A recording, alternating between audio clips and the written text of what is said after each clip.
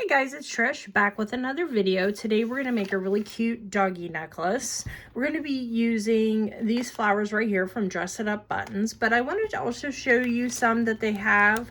There's a lot of different varieties of floral buttons on there, but these are really cute.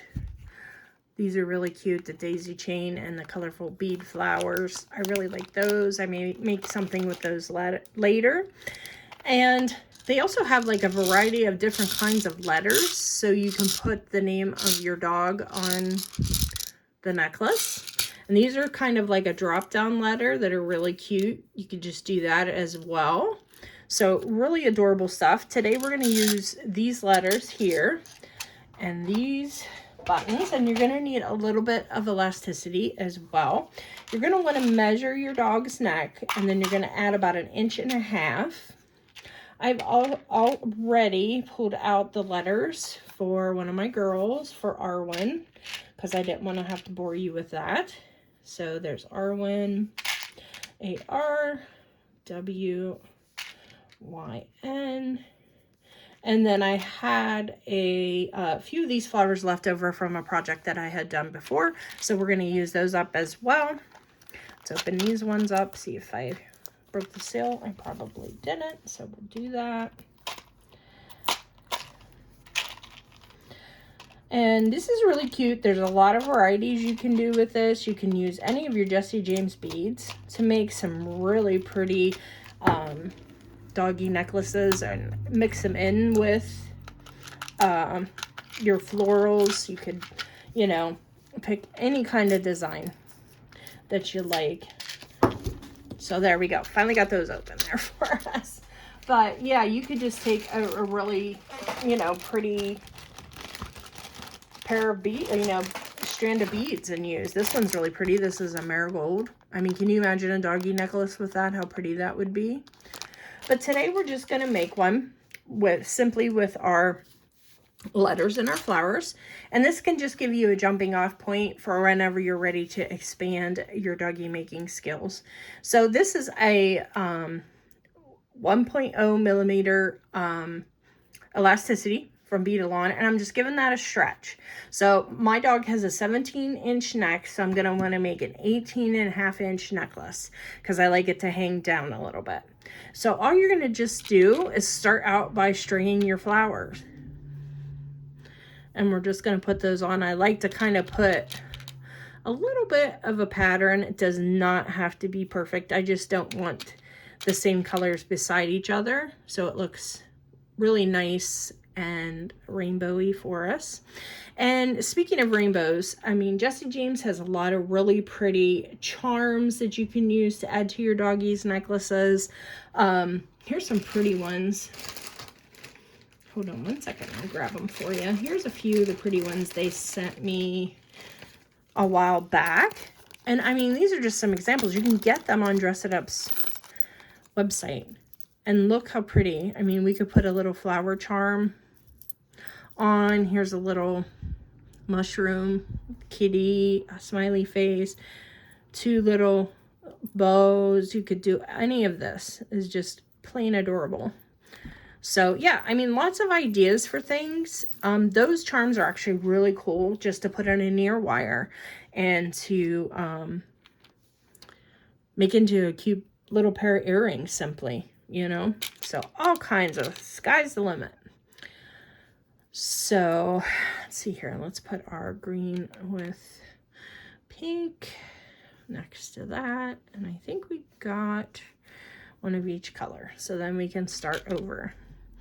So like I said, the reason I do this pattern is because I like them to be spread out, the colors to be spread out and look really nice. And it's so easy to string these, especially on the 1 millimeter. And I use the 1 millimeter because it's a heavier duty. And we want it to give if it catches on something, so we aren't choking our dogs, but also we want it to stay intact, you know, in general, you know. So that is why I like to make my dog's necklaces on elasticity, because if there's anything serious going on, it will snap, it'll pull off their neck, and it just makes it a lot safer and me to have a lot more comfort to leave them on them when I'm not home even. It doesn't worry me. Now, if you have a very young puppy, you're going to want to be careful with that. Because they can sometimes get into situations perhaps your older dogs would not put themselves into. So here we go. We're just stringing. Let's do, and that is one more section of our necklace. Now, I'm going to go ahead and I'm going to string half of this necklace, and then I'll show you to put the letters on, and I'll be right back. Okay, so I have strung 8 inches onto my elastic cord. The next thing we're going to want to do is figure out how long our name is. So you can do this ahead as well. It probably would serve you better. But you just lay your letters out on a tape measure or a measuring tape or ruler. And this comes to about 2 inches, Arwen's name. So I did 8 inches on one side. I'm going to put the name in the middle, and that, which is 2 inches, and then 8 more inches of flowers after that. So that's going to give us approximately 18 inches. And then I can add flowers on each end to kind of, if I need to extend it more. What I am going to do though, I want a pink flower on either side. So I'm going to put one of these pink flowers here. And then I'm going to start doing her name. And you're going to put it on there backwards, starting with the last letter. Okay. And again, this is just simple stringing.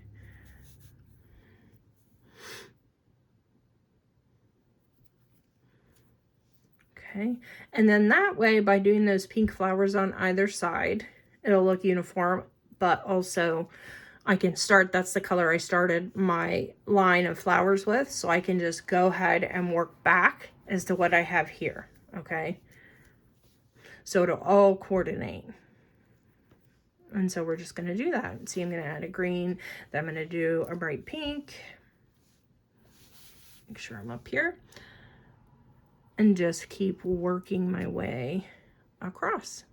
So I'm gonna do that, and I'll be right back to show you how to tie this all up. Okay, so now I have the whole thing strung the way I want to. Now I did drop the last pink bead on this side, so when they're beside each other, at least there's a different color in between the green, or you know, it was going to be a pink bead, so we could just make it, because it's 18.5 the way it is, and that's what I need. So if I didn't mention this before, which I don't think I did, I always string right onto the elasticity because there's less waste, and you're not guesstimating what you need then. So when I get to a point of wanting to tie it off, I always leave myself a good amount of string, 3 to 4 inches on each side. You do have some waste, but that way then I know that I'm going to have plenty of room to tie this off the way I want to and glue it. So I'm just going to cut that now off of the elasticity roll. Okay, and we have our ends here, and I'm just going to flip our necklace this way so we can see the tying part a little easier. Okay, so the trick on these is getting the surgeon's knot. That's what I'm looking for, the word, on into this knot, because you want to, that's what's going to really hold it in place. So first we're going to do is left over right. Okay, and we're going to pull that nice and snug, but not too awful tight. And then we're going to take left over right again, and we're going to swirl this last string through the loop twice. And we're going to give it a pull. And then I will usually do right over left and do it again. That way then you know you have a pretty sturdy knot there. And if you're not sure, give it a good pull. Make sure everything's staying where you want it. But that surgeon's knot is really the trick to having a nice snug necklace, a nice snug look on your flowers, so they're not all spaced apart and weird looking when they're hanging on the neck. So again, I'm gonna get my paper towel out here, and I'm just gonna lay the necklace there with the part of that has the knot there. And I'm just gonna take some of my GS Hypo Cement. I'm just gonna warm it up on my hand a little bit. You know, not everyone glues their knots. but I do. I feel like it gives me another level of security with them. So I'm just going to take this and spread these flowers out so I don't get it all over the flowers. I'm just going to cover my knot with some GS Hypo. Don't go crazy, you know, just enough to kind of give it a little security. And then I'm going to put the cap back on that. And then you're just going to blow on it or let it dry on its own or however you want to do it. Give that another nice pull.